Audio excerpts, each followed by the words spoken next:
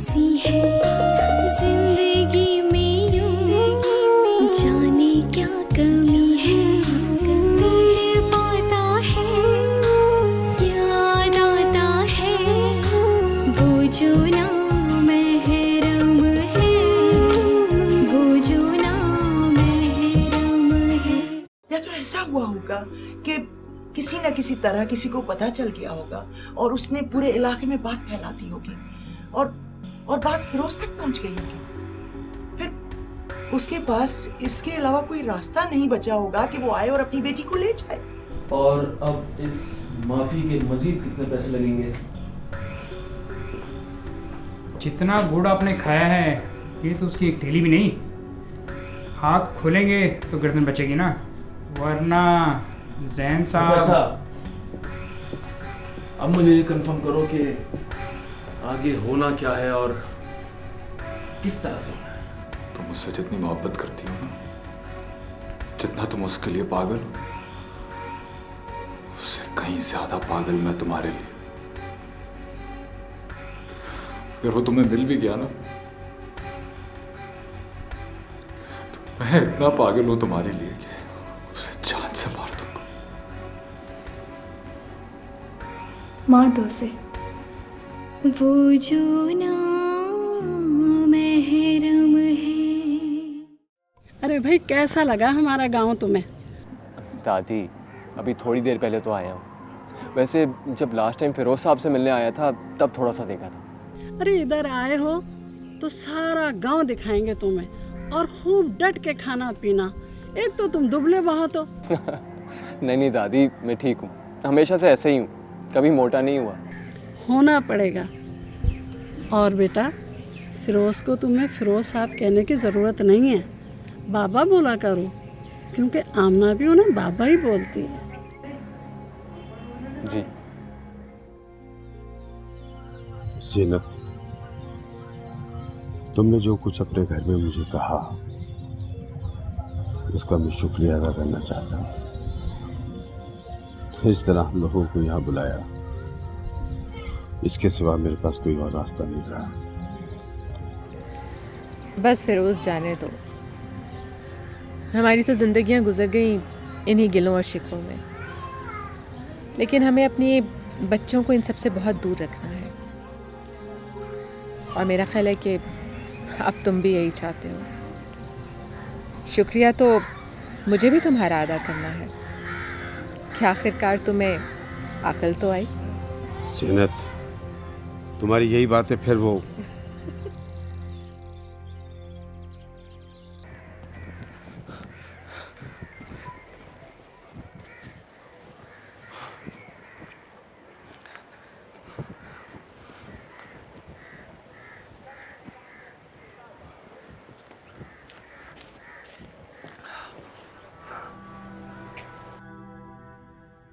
Hello. अबे और कब तक मुझे कहानियां देता रहेगा? मुझे लग रहा है उस जैन को तो कुछ नहीं होगा, लेकिन वापस आके मैं तुझे जरूर जमीन में गाड़ दूंगा। तुझे, तेरे उस पीर फकीर और किराए के कातिल सबको। सर थोड़ा तो सब्र करें, आप तो हर वक्त घोड़े पे सवार रहते हैं और अभी वक्त है हमारे पास। अरे बंद कर अपनी बकवास, बहुत सुन ली मैंने तेरी बातें और बहुत कर लिया इंतजार। यहाँ सारी तैयारियां मुकम्मल है, पूरा गांव शादी के लिए तैयार बैठा है, और तू यहाँ आके करेगा भी क्या? ये सरदार फिरोज खान का इलाका है, उधर शहर में तो कुछ कर नहीं सके जहाँ रोजाना दर्जनों लाशें मिलती हैं। यहाँ क्या करोगे शेर के पिंजरे में? सर अब आए ना असल बात पर। शेर के पिंजरे में अगर गीदड़ भी मारे ना किसी को तो लोग यही समझते हैं कि शेर ने शिकार किया है। समझ रहे ना आप? मतलब इल्जाम फिरोज खान पर? अब आया ना आपको समझ। सर आज आप देखें होता क्या है, उसके बाद आप मुझे ज़मीन में नहीं सर आंखों पे बिठाएंगे। तो फिर मेरी बात गौर से सुन, अगर आज ये सब कुछ इसी तरह हो गया ना तो जो मांगोगे मिलेगा, लेकिन अगर आज कोई नाकामी या बहाना हुआ ना तो फिर मुझसे तुझे कोई नहीं बचा सकेगा। कान खोल के सुन ले मेरी बात। मैं आपसे ज़्यादा समझ रहा हूँ इस वक्त सब कुछ। आप बस फ़ोन का ध्यान रखें, ज़रूरत पड़ सकती है, राब्ते में रहें मुझसे। देखो यार थोड़ा मुश्किल है, लेकिन मैं कोशिश करता हूँ। अरे तैमूर भाई, यहाँ क्या कर रहे हैं आप? वो आ रहा हूँ, चल मैं रखता हूँ। Okay sir.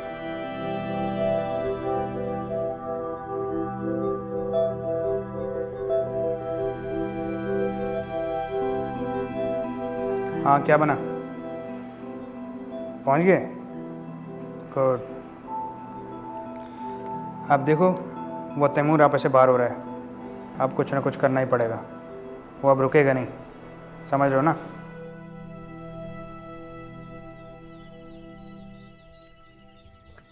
कैसा है सरमन? बिल्कुल ठीक, तुम बताओ क्या हाल चाल? ठीक ठाक। किधर है सुबह से? कुछ नहीं, पुप्पी के कुछ काम थे, वो कह रहा था। अच्छा यार सरमद, एक काम तो कर यार। बोलो। यार आमना से किसी तरह मिलवा दे यार। क्या बात कर रहा है यार, फंसवाएगा मुझे। 5 मिनट की। यार नहीं हो सकता, बुरा माना जाता है गांव में ये सब कुछ। सरमद जब से शादी हुई है ना, अगली सुबह उसका खड़ूस बाप उसको ले गया था। कुछ कर 5 मिनट के लिए, मुझे पता है तू कर सकता है। आज और अभी? अच्छा कुछ करता हूँ, मरवाओगे तुम मुझे।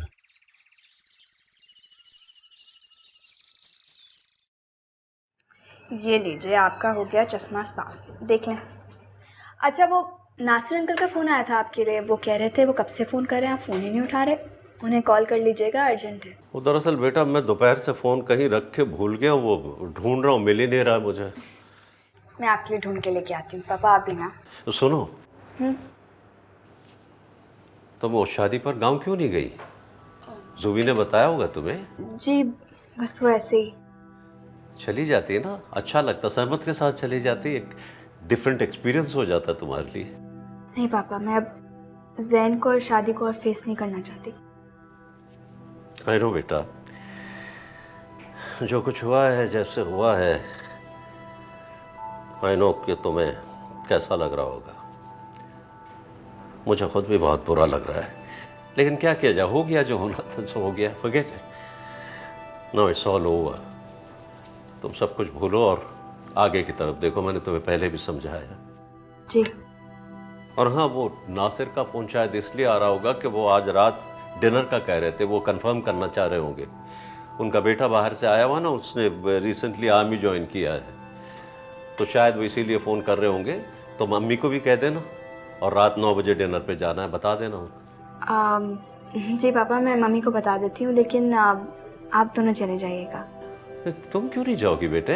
वो तुम्हें तो चाइनीज़ बहुत पसंद है। I think we are going to have Chinese tonight, तुम्हें अच्छा लगेगा, चलिए चलो। और वो तुमसे मिलना भी चाहते हैं। लेकिन मैं किसी से मिलना नहीं चाहती पापा, प्लीज़ आप मुझे फोर्स ना कीजिए और अब आप दोनों चले जाएं। मगर बेटा नहीं पापा प्लीज़, आप मुझे फोर्स ना करें, मैं आपका फ़ोन ढूंढ के आती हूँ।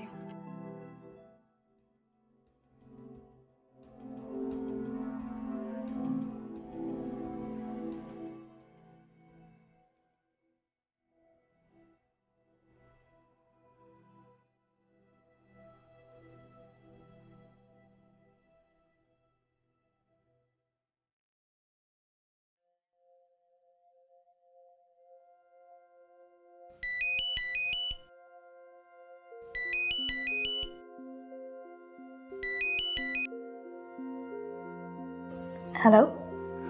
हेलो आर्या। हाय जैन, तुमने कैसे फ़ोन किया, सब ठीक है ना? हाँ हाँ सब ठीक है, वो सरमद तो पहुंच गया।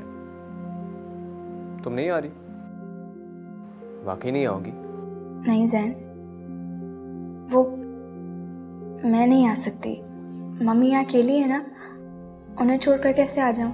क्या मतलब अकेली है? अंकल है ना, तानियाल भी है।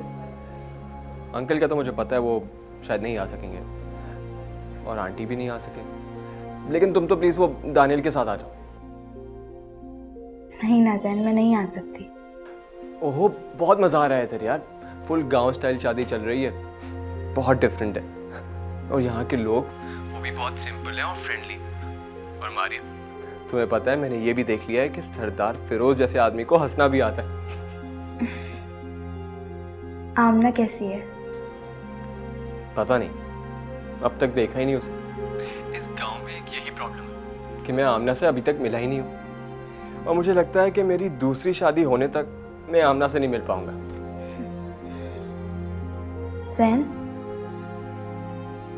तुम बहुत खुश हो ना? हाँ मारिया, बहुत खुश हूँ मैं।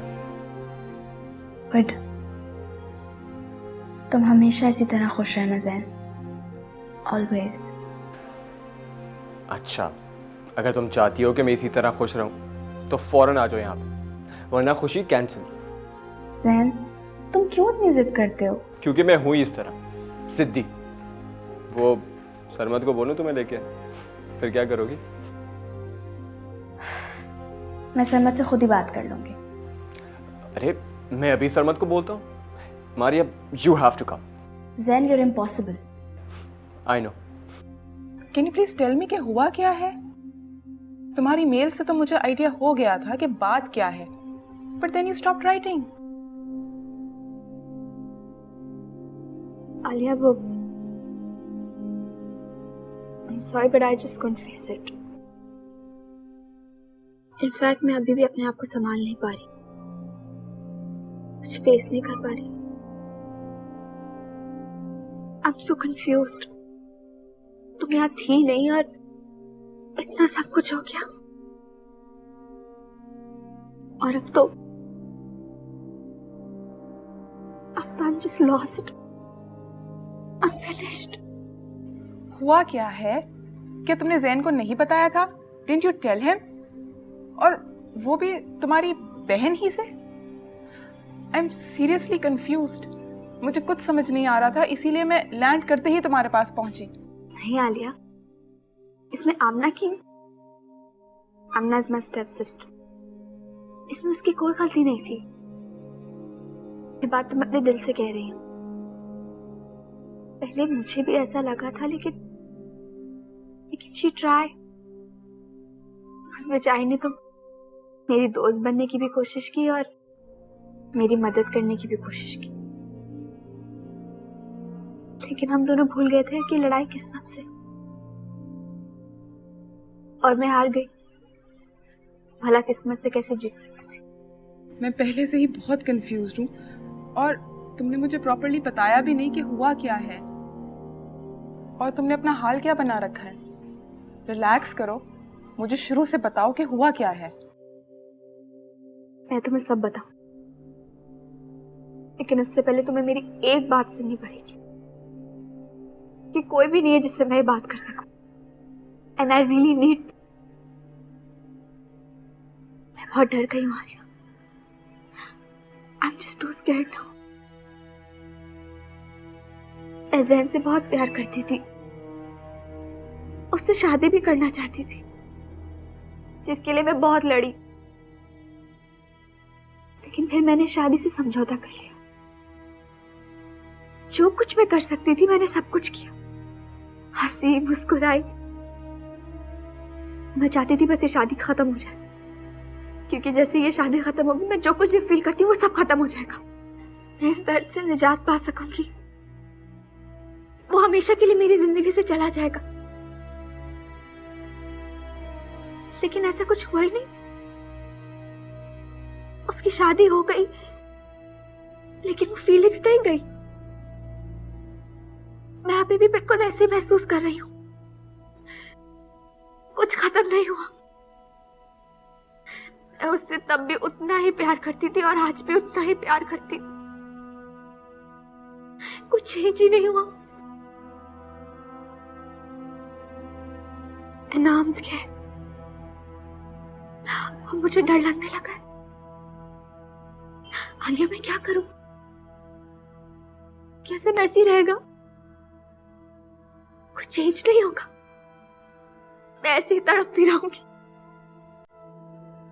पता नहीं क्यों मुझे लग रहा है कि मेरी पूरी जिंदगी ऐसे ही निकल जाएगी। ये तकलीफ कब नहीं होगी? मुझे पता है, जब तक जैन जिंदा है या मैं जिंदा हूं, सब ऐसे ही रहेगा, कुछ भी चेंज नहीं होगा। आलिया, मैं चली जाऊं? मैं मम्मी पापा को फेस नहीं कर सकती। इनफैक्ट मैं किसी को भी फेस नहीं कर सकती। मेरे अंदर सिर्फ तकलीफ है, और ये तकलीफ खत्म नहीं होगी। मुझे पता है, मैं जानती हूँ, जब तक जैन जिंदा रहेगा या मैं जिंदा रहूंगी, कुछ भी खत्म नहीं होगा, कुछ भी कम नहीं होगा। अरे मैं क्या करूं, मैं क्या करूं? क्या मैं सुसाइड कर लूं? मैं अपने आप को कुछ कर लूं? शट अप मारिया, क्या हो गया है तुम्हें? कैसी बातें कर रही हो?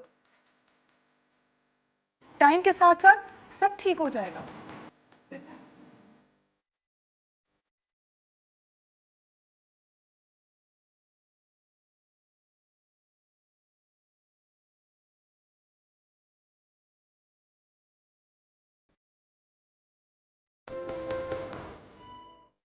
हाँ बोल बोल बोल, यहाँ बहुत लोग हैं। बंदा इलाके में पहुंच गया है, वार आज ही होगा। अच्छा, कुछ ही देर में बस आप ये बताएं, आपको जहन की मूवमेंट का कुछ अंदाज़ा है? मतलब ये कि आप किसी ऐसी जगह या टाइम की निशानदेही कर सकते हैं जब वो अकेला हो या घर से दूर हो, अलग थलग? अबे मैंने पैसे दिए हैं, लिए नहीं है।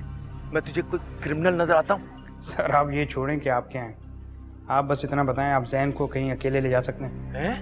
नहीं नहीं, मैं नहीं ले जा सकता।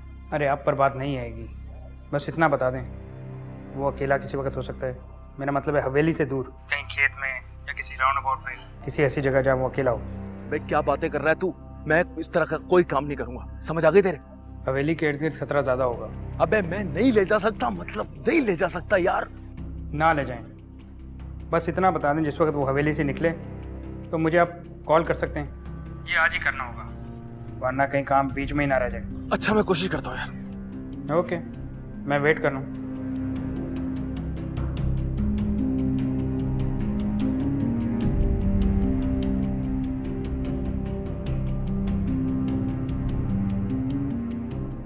अरे इधर तो आओ, बात तो सुनो। अरे किधर लेके जा रहे हो मुझे? तुम बड़ी ऐश्वर्या राय बन के घूम रही हो गांव की सीधी सादी औरतों के दरमियान। क्या दोबारा से मेकअप थोपा है मुंह पर? हाँ, वो असल में गांव की औरतें कह रही थी, हाय हाय तुम जैसे शहजादी को ये लंगूर कहाँ से मिल गया? अच्छा ये बताओ, तुम्हारा दूल्हा राजा शहजादा भाई है कहाँ? क्यों? अरे क्या उसको गांव वालों के हवाले कर दोगी? अपने हाथ में रखना है, नजर रखो। ये बताओ कि हवेली में है या कहीं गाँव देखने गया है? पता नहीं, सरमत के साथ होगा। एक तो यहाँ पता ही नहीं चलता कि कौन किधर है, हर जगह औरतें ही औरतें भरी हुई हैं। देखो नजर रखो, मुझे बताओ मैं नजर रखूंगा, वरना ये गांव वाले तो एक ही दिन में हावी हो जाएंगे तुम्हारे भाई पर, और फिर तुम्हारे घर के बाहर भी मिनी सरदारगढ़ की नेम प्लेट लगानी पड़ेगी। समझ रही हो ना? हाथ में रखना है लड़के को। तुम सही कह रहे हो तैमूर। और एक तो ये बेवकूफ जैन ऐसे मिल रहा है सबसे जैसे इन्हीं खेतों में पला बड़ा हो। फिक्र नहीं करो, बस पता करके बताओ कि है किधर, कब जाएगा, कहाँ जाएगा और किस वक्त जाएगा। ठीक है। हाँ तो फिर जाओ, सिखाओ इन गांव की औरतों को भी कुछ फैशन वैशन, बर्बाद कर दो इनको भी।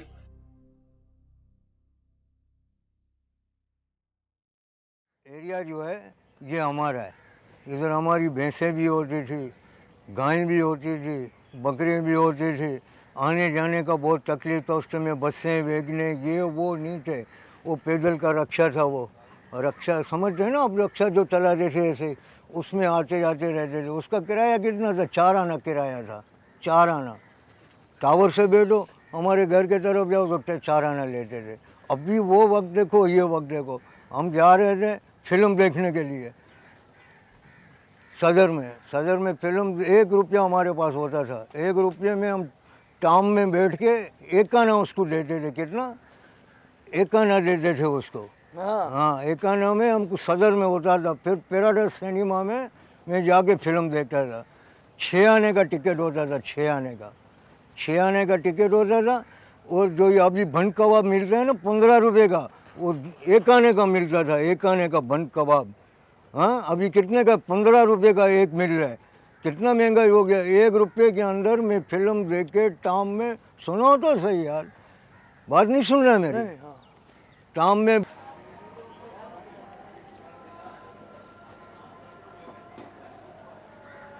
हेलो नादिया, कहाँ हो तुम? मैं तुम्हें पूरे घर में ढूंढ रहा हूँ। तुमने तो मेरा काम किया नहीं, लेकिन सरमत ने कर दिया। जी हाँ, मैं आमना से मिलने जा रहा हूँ। पता नहीं यार, कोई कुआं है उसके पास कहीं मिलना है, क्योंकि सरमद कह रहा था कि घर में नहीं मिल सकते। हाँ, मैं अभी जा रहा हूँ। नहीं, बंदा है मेरे पास, अकेला नहीं हूँ। अच्छा सुनो, अगर मम्मी पूछेंगी ना तो मैंने बता देना कि मैं जा रहा हूँ। तैमूर, तुम यहाँ शीशे में खड़े क्या कर रहे हो? कुछ नहीं, बस थोड़ा फ्रेश होने आया था। मेरी शर्ट बहुत ख़राब हो गई, इसको इस्त्री कर दो। ठीक है, तुम फ्रेश हो जाओ। वहाँ जैन चला गया आमना के साथ, खामोशी से। क्या मतलब? तुम गधे के गधे ही रहना।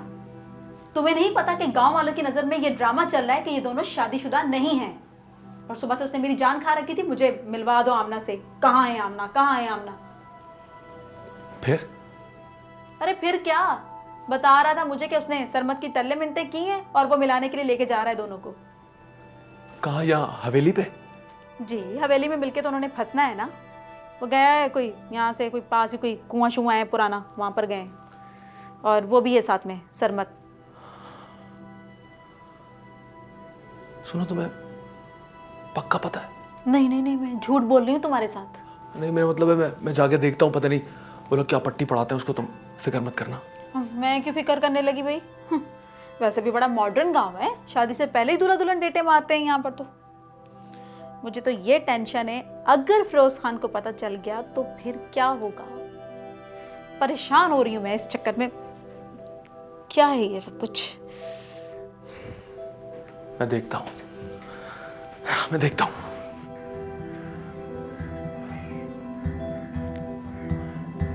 हेलो,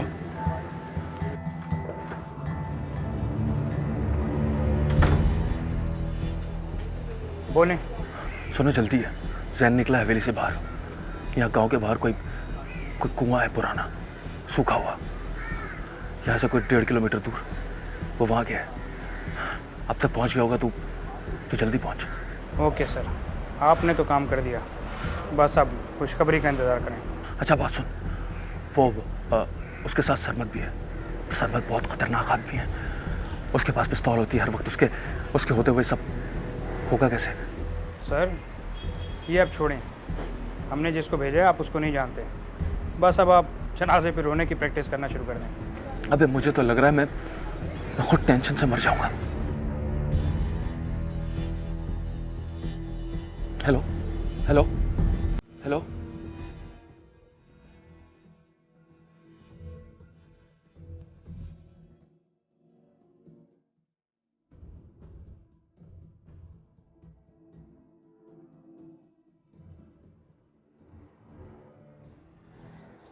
समझ रहा है। आगे बोल। पता चल गया, वहाँ पे एक कुआं है, बस उसके पास।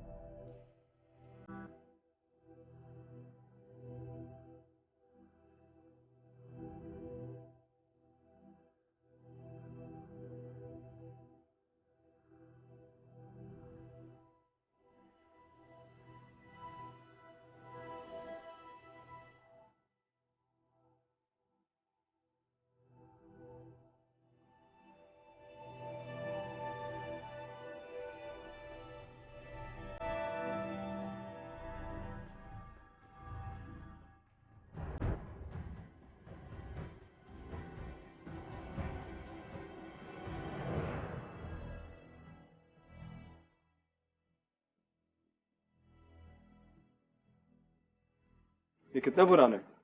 ये अब्बे दादे के जमाने का है। अच्छा जी। और कितना गहरा है? तकरीबन 100 फीट होगा। 100 फीट? जी।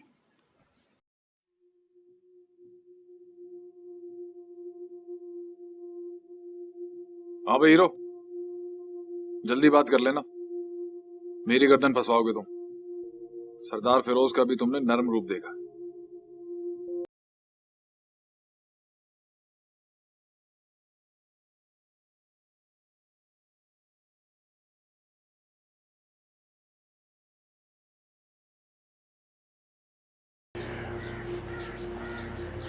कैसी हो?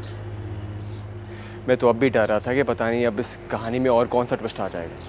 बस जल्दी से रुखसती हो और हम अपने घर जाएं। ये कहने के लिए बुलाया था? नहीं, सरमद के हाथ पैर जोड़े थे तुमसे मिलने के लिए। क्यों, तुम नहीं मिलना चाहती थी? उससे मत तंग करो, वो वैसे ही बहुत परेशान है। वैसे सरमद ने मारिया को बोला नहीं आने को? अच्छा, तुम्हें पता है वो, देखो सरमद को बताना मत, लेकिन तुमसे क्या छुपाना।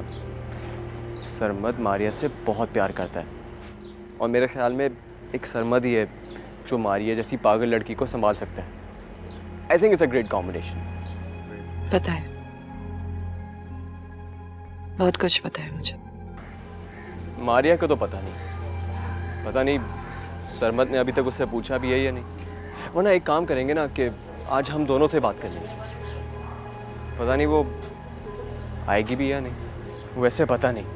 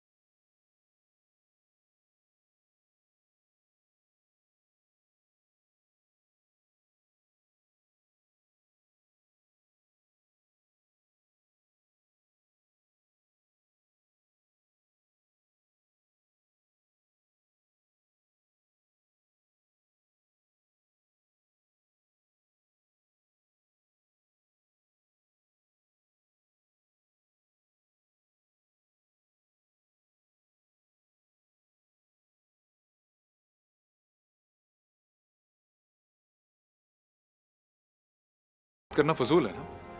चुप, बस चुप। अब मैं समझा कि कितना बड़ा खेल खेला है तुम लोगों ने मेरे साथ। आमना तुम्हारी बेरुखी और मारिया का गुस्सा, अब मैं समझा। लेकिन मारिया तो मेरी दोस्त है और तुम्हारी बहन। इसीलिए तुम मुझे एक्सेप्ट नहीं कर पा रही हो ना?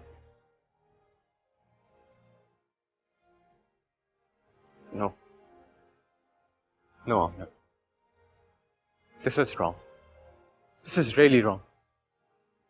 ज़हन, इसमें तुम्हारी कोई गलती नहीं है। गलती? वो मारिया मुझसे इतना प्यार करती है और तुम लोगों ने मुझे बताया भी नहीं, और आमना तुमने भी नहीं कि मारिया ने मुझसे क्यों छुपाया, क्यों? कसम दी थी उसने। तो तुमने उसकी कसम की खातिर कुर्बानी देके मजबूरी में मुझसे शादी कर ली? ज़हन, ऐसी बात नहीं है। तुम बहुत अच्छे हो, बहुत अच्छे हो, लेकिन बस बस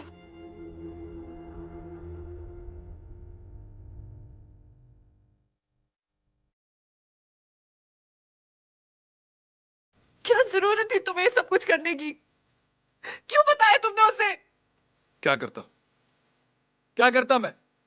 नहीं देखा जाता मारिया का दुख मुझसे? अब ये सब कुछ बताने का फायदा क्या था?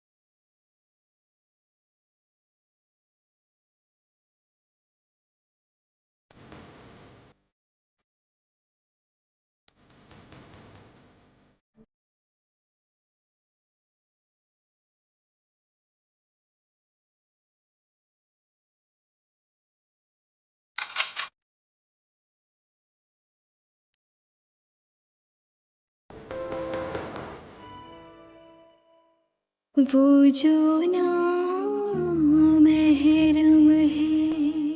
मैं बोल रही थी ना, बोल रही थी, लेकिन मेरी किसी ने भी नहीं सुनी। मैं जानती थी ऐसा ही होगा, ऐसे ही आग लगेगी। नहीं बोले, नहीं बोले, नहीं, ऐसे कैसे हो सकता माँ? ऐसे कैसे हो सकता? ऐसा नहीं हो सकता माँ, ऐसा नहीं हो सकता। बेटा, समझ में नहीं आ रहा कि मुझे जनाजे पे जाना चाहिए या नहीं। सब तुम्हारा शैतानी प्लान था। तुमने कहा था कि इसके अलावा और कोई चारा नहीं है। मैंने? आखिरी हाँ तो आपने की थी सर जी।